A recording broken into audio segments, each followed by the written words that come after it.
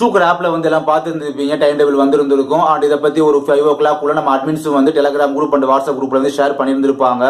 ஒரு இன்ஸ்ட்ரக்ஷன் வந்து அதுல புரியாத விஷயங்கள் நம்ம எடுத்து சொல்லலாம் வீடியோ மூலமா. வந்து இது ஒரு டைம் டேபிள் தான், உங்களுக்கு பார்த்தோன்னே எல்லாம் புரிஞ்சிருக்கும். அதனாலதான் வந்து வீடியோ மூலமா இன்டிமேட் பண்ணல. இது நேற்று எதிர்பார்த்த ஒண்ணு, பட் இப்ப வந்து இருக்கு. இதை பத்தி போன வீடியோட கமெண்ட் செக்ஷன்ல கூட சொல்லியிருப்போம், நீங்க பாத்தீங்களா நான் தெரியல. சரி, ஓகே, நம்ம யூஸ்ஃபுல்லான ஒரு விஷயத்தை பத்தி பார்ப்போம். இந்த வீடியோல பார்ட் B ல நாம ஃபுல் மார்க் வாங்குறது எப்படி அப்படின்றதான் பார்க்க போறோம். ஸ்பெஷல் கேஸுக்கு பாத்தீங்கன்னா பார்ட் B ல வந்து 5 16 மார்க் கொஸ்டின் கேட்பாங்க. சம்டைம் கொஸ்டின் ரெண்டா ஸ்பிளிட் பண்ணி கூட 8 மார்க்கா கேட்பாங்க, 2 சப்டிவிஷனா கேட்பாங்க. இது ஒரு கேட்டகரி. ரெண்டாவது பாத்தீங்கன்னா இந்த ரெகுலர் அண்ட் பாஸ் அவுட்டுக்கு பார்த்தோம்னா பார்ட் B ல 5 13 மார்க் கொஸ்டின் கேட்பாங்க. சம்டைம் ரெண்டா ஸ்பிளிட் பண்ணி 7 மார்க் 1 6 மார்க் 1 அப்படின்ற மாதிரி ஸ்பிளிட் பண்ணி கேட்பாங்க. இது ரெண்டாவது கேட்டகரி. இப்ப நான் மேல சொன்ன இந்த 2 கேட்டகரிக்குமே இப்படி 2 சப்டிவிஷனா கொஸ்டின் கேட்டாலும் சரி, இல்ல ஒரே கொஸ்டினா சப்டிவிஷனே இல்லாம கேட்டாலும் சரி, எப்படி நம்ம இம்ப்ரூவ் பண்ணணும், கிரேடை இம்ப்ரூவ் பண்ணணும், நல்ல ஒரு பிரசன்டேஷன் பண்ணி அப்படின்றத இந்த வீடியோல பார்க்க போறோம்.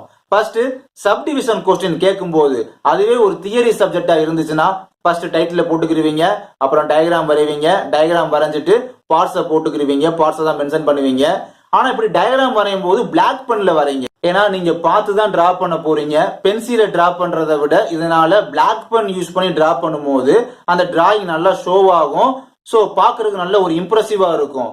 நான் என்னோட லைஃப்ல உங்களை மாதிரி நானும் யூஜி படிச்சுக்கிட்டு இருக்கும் போது செமஸ்டர் எக்ஸாம்ல டயக்ராம் வரைகிறதுக்கு நான் பென்சிலே யூஸ் பண்ண கிடையாது அப்படின்னு சொல்ல உங்களால எத்தனை பேர் நம்ப முடியும்? பட் இதுதான் உண்மை. நாங்க அப்பயும் நம்ம பார்க்காம தான் டிரா பண்ணுவோம். எனக்கு அந்த பிராக்டிஸ் அண்ட் லேர்னிங் அந்த ஒரு பவரை வச்சு எரேசர் யூஸ் பண்ணி கூட நான் டயக்ராம் வரைஞ்சதே கிடையாது, பாத்துக்கோங்க. Okay, fine. நீங்க டயக்ராம் வரைஞ்சிட்டு நெக்ஸ்ட் இந்த கீழே ஒர்க்கிங் மெத்தட்லாம் எழுதும் போது அந்த ஒர்க்கிங் மெத்தடை சப்டைட்டில போட்டுக்கிருவீங்க. கீழே பாத்தீங்கன்னா நறுக்கு சுருக்குன்னு ஒரு 9 பாயிண்ட் மட்டும் போதும், அது ரைட் பண்ணுங்க போதும். அண்டு பல கொலன்னு இந்த பேராகிராஃபா எழுதுற வேலையை வச்சுக்காதீங்க. பாயிண்டா 9 பாயிண்ட் எழுதுங்க. நெக்ஸ்ட் அட்வான்டேஜ் எழுதுவீங்க, டிஸ்அட்வான்டேஜ் எழுதுவீங்க. அதுல ஒரு 4 பாயிண்ட் அட்வான்டேஜ்லயும் டிஸ்அட்வான்டேஜ்லயும். ஓகேவா? அவ்வளவுதான். அதே சமயம் இந்த ஒரு சப்டிவிஷன் கொஸ்டின்ல what are the type of organisation, இந்த மாதிரி டைப்ஸ் மாதிரி இந்த மாதிரி கொஸ்டின்லாம் கேட்டா நம்ம டிராயிங்லாம் பண்ண மாட்டோம். டைரக்டா அந்த ஆர்கனைசேஷனுக்கு ஏத்த மாதிரி அந்த ஃப்ளோ சார்ட் தான் போட்டு காட்டுவோம். தென் அதோட டைப்ஸ் எழுதுங்க. 5 டைப்ஸ்னா அந்த 5 டைப்ஸையுமே எழுதி ஒவ்வொரு சப்டைட்டில 5 டைப்ஸையும் போட்டு அந்த ஒவ்வொரு சப்டைட்டின் கீழேயுமே சும்மா நறுக்குன்னு ஒரு 2 பாயிண்ட் இருந்தாலே போதும், ரொம்ப பாயிண்ட்ஸ்லாம் வேணாம். அதே மாதிரி ஒரு கொஸ்டின்ல வந்து நீங்க ஒரு 8 சப்டைட்டில் போடுறீங்கன்னா அந்த 8 சப்டைட்டிலுக்கு கீழே பாத்தீங்கன்னா நறுக்குன்னு ஒவ்வொரு பாயிண்ட் நோட் பண்ணி காமிச்சாலே போதும், கரெக்டா பேஜ் ஃபில் ஆயிடும். ஆனா இதுலயும் ஒரு சில பேர் பண்ணக்கூடிய தப்பு என்னன்னா, need sketch and explain the 3 point started அப்படின்னு தான் அவனே கொஸ்டின் கேட்டிருப்பான். நம்ம பசங்க என்ன பண்ணுவாங்கன்னா அதுல டயக்ராம் வரைஞ்சு எக்ஸ்பிளனேஷன் பண்றதை விட்டுவிட்டு அதுல உள்ள டைப்ஸ் எல்லாம் ஃபர்ஸ்ட் எழுதி வச்சுட்டு அதுக்கப்புறமா அந்த டயக்ராம் அதுக்கப்புறம் எக்ஸ்பிளனேஷன் எல்லாம் பண்ணுவாங்க. கொஸ்டின்ல என்ன கேட்டிருக்காங்களோ அதை மட்டும் நம்ம செஞ்சாலே போதும். அதிக பிரசங்கித்தனமா நம்ம எதுவுமே பண்ண தேவையில்லை. கொஸ்டின்ல டைப்ஸ் எதுவுமே கேட்கல, ஸ்கெட்ச் அண்ட் எக்ஸ்பிளனேஷன் இது மட்டும் தான் கேட்டிருக்காங்க. ஏன் இந்த தேவையில்லாத வேலை வேல்யூஷன் பண்றவங்களுக்கு இதனால எரிச்சல் தான் வரும். எனக்கு இந்த எரிச்சல்லாம் வந்திருக்கு, அதனாலதான் நான் உங்கள்ட்ட இந்த விஷயங்கள்லாம் ஷேர் பண்றேன். ஓகே, ஒவ்வொரு பாயிண்ட்டுக்குமே நம்ம ஸ்டார் கொடுக்கறதுக்கும் சரி, அண்ட் முக்கியமான வேர்டை வந்து ஃபிகர் அவுட் பண்ணி ஷோ பண்றதுக்குமே ஸ்டிக் பென்லாம் யூஸ் பண்ண மறந்துடாதீங்க. இதை பத்தி நம்ம போன வீடியோலயே சொல்லியிருந்தோம். ஓகே, இதுவரை நம்ம பார்த்தது வந்து தியரியில வந்து அந்த சப்டிவிஷன் கொஸ்டினுக்காக நம்ம பார்த்துட்டோம். இப்ப அதே சமயம் ஆப்ஷன் A அல்லது B ல ஃபுல் கொஸ்டினாவே 16 மார்க் அண்ட் 13 மார்க்காவே ஃபுல்லா கேட்டுட்டா நம்ம டயக்ராம்லாம் போட்டதுக்கு அப்புறம் பிரின்சிபல் எழுதணும். பிரின்சிபல் எழுதுங்க. புக்ல வந்து அந்த பிரின்சிபல் அந்த கொஸ்டினுக்கு வந்து இல்லையா கூட வெப்சைட்ல நீங்க சர்ச் பண்ண எழுத சொல்லிட்டாங்க. வெப்சைட்ல சர்ச் பண்ணி பாருங்க, பார்த்து நீங்க எழுதுங்க. ஏன் நான் எல்லா கொஸ்டினுக்குமே அந்த பிரின்சிபல் இருக்கும் சொல்ல வரல. மோஸ்ட் ஆஃப் தி அந்த ஒர்க்கிங் மெத்தட் கொஸ்டின்ஸ்க்கு வந்து பிரின்சிபல் கண்டிப்பா இருக்க தான் செய்யும். அந்த பிரின்சிபல் வந்து ஒன் சென்டென்ஸா இல்லாட்டி ஒன் பேராகிராஃபா எழுதினா போதும், அதுக்கு மேலாம் வேணாம். அண்ட் அது என்ன பிரின்சிபல் அப்படின்றத அந்த நேமை வந்து ஃபிகர் அவுட் பண்ணி காமிக்கணும்.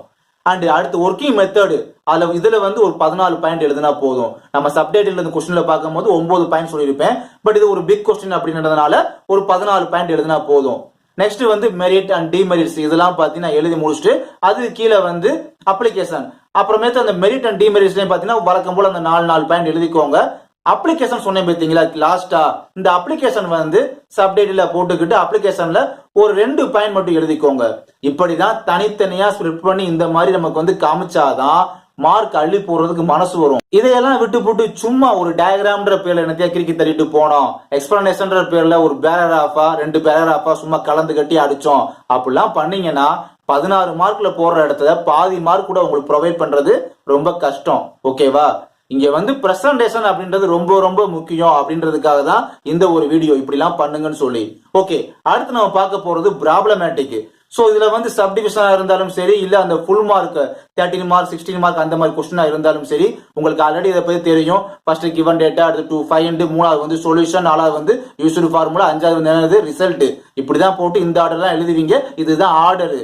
பட் இது எல்லாத்தையுமே ஒரு தெரிஞ்ச விஷயம் தான். பட் நம்ம இப்ப சொல்ல போறது என்னன்னா, ஒரு கிவன் டேட்டா எழுதும் போது இப்ப temperature is equal to 160 degree Celsius இப்படிலாம் எழுதும் போது அந்த டெம்பரேச்சர் பக்கத்துல வந்து அந்த பிராக்கெட்டுக்குள்ள கேபிட்டல் டி இந்த மாதிரிலாம் சிம்பிள்ஸ் எல்லாம் யூஸ் பண்ண மறந்துடாதீங்க அப்படின்றத நான் சொல்றேன்.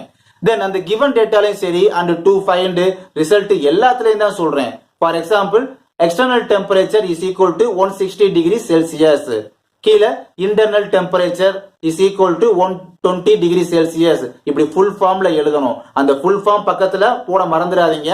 எக்ஸ்டர்னல் டெம்பரேச்சருக்கு பிராக்கெட்டுக்குள்ள டிஇ, அப்புறம் இன்டர்னல் டெம்பரேச்சருக்கு பக்கத்துல பிராக்கெட்டுக்குள்ள டிஐ, இந்த மாதிரிலாம் எல்லாமே கிளியர் கட்டா எழுதி முடிக்கணும் அப்படின்ற மாதிரி நான் சொல்ல வரேன். ஏன்னா நீங்க வெறும் டெம்பரேச்சர் போட்டீங்கன்னா மீன் டெம்பரேச்சர் கூட இருக்கு. அப்ப டிஎம்னு செப்பரேட்டா மென்ஷன் பண்ணாதான் தெரியும். இப்படிலாம் செஞ்சாதான் நமக்கு ஃபுல் மார்க் அப்படின்ற ஸ்கோர் நம்மளால பண்ண முடியும். நாம எந்த அளவுக்கு ஷார்ட்டா இப்படிலாம் எழுத பழகிட்டோமோ, இப்படிலாம் எழுதுறோமோ, அதே அளவு நமக்கு மார்க்கும் ஷார்ட்டா தான் கிடைக்கும். ஓகே, உங்களுக்கு எல்லாம் கிளியர் கட்டா புரிஞ்சிருக்குன்னு நினைக்கிறேன். தென் சொல்யூஷன்லயும் பாத்தீங்கன்னா அந்த ஃபார்முலா யூஸ் பண்ணும்போது அதுக்கு ஒரு சப்டைட்டில் தனியா கொடுத்து யூஸ்டு ஃபார்முலா அப்படின்னு சப்டைட்டில் கொடுத்து அந்த ஃபார்முலாவை எழுதுங்க. அந்த ஃபார்முலா எழுதி முடிச்சதுக்கு அப்புறம் ஒரு ரெக்டாங்கிள் பாக்ஸ் போட்டு அப்படி பண்ணி காமிங்க. அண்ட் நீங்க கொடுக்குற ஒவ்வொரு ஸ்டெப்புக்குமே கூட ஒரு 16 ஸ்டெப்பா நீங்க ஷோ பண்ணி காமிச்சா கூட, அதாவது ஸ்டெப் 12 ஸ்டெப் 13 இந்த மாதிரி எல்லாம் காமிச்சா அங்க வேல்யூஷன் பண்றவங்களே பார்த்து மிரண்டு போயிடுவாங்க. சரி, பையன் ரொம்ப படிச்சிருக்கான் போலன்னு. ஓகேவா? ஆனா அந்த இடத்துல பாத்தீங்கன்னா ஸ்டெப் மார்க் கொடுக்கறதுக்கு கூட ஒரு சான்ஸ் உங்களுக்கு கிரியேட் ஆகும். ஓகேவா? தென் குட் பிரசன்டேஷன் அப்படின்றது இங்க வெரி வெரி மஸ்ட். தென் அதே மாதிரி லாஸ்டா ஃபைனலா அந்த ரிசல்ட் எழுதும் போது பவர் பிராக்கெட்ல பி போட்டு இஸ் ஈக்குவல் டு 1280 ஆர்பிஎம் அப்படின்னு போடுறதுக்கு பதிலா சார் என்ன பண்ணுவாங்க, வெறும் 1280 அப்படின்னு மட்டும் போட்டுட்டு போயிருவீங்க. அது சுத்தமா கொஞ்சம் அவாய்ட் பண்ணிட பாருங்க. ஏன்னா அந்த டிஜிட்ஸோட வேல்யூ அப்படின்றது ரொம்ப முக்கியம் இல்லையா? அண்ட் முக்கியமா அந்த ரிசல்ட்டை வந்து ஒரு டேப்லர் காலம் மாதிரி போட்டு காமிக்கிறதோ, இல்ல அந்த ரிசல்ட் வேல்யூ மேல போய் ஒரு பாக்ஸ் போட்டு காமிக்கிறதோ அதையும் அவாய்ட் பண்ணிட பாருங்க. முடிஞ்சா அந்த ரிசல்ட் கீழே வந்து அந்த வேல்யூ கீழே ஒரு சின்னதா ஒரு அண்டர்லைன் மட்டும் பண்ணி காமிங்க. இது போதும். இந்த விஷயங்கள்லாம் உங்களுக்கு பிடிச்சிருக்கா பிடிக்கலையான்னு தெரியல. அண்ட் இந்த விஷயங்களை நீங்க ஃபாலோ பண்ண போறீங்களா இல்ல ஃபாலோ பண்ண மாட்டீங்களா அப்படின்றதுலாம் தெரியல. பட் என்னுடைய மனசாட்சிக்கு உட்பட்டு நான் இங்க பேசியிருக்கேன். அவ்வளவுதான். நன்றி.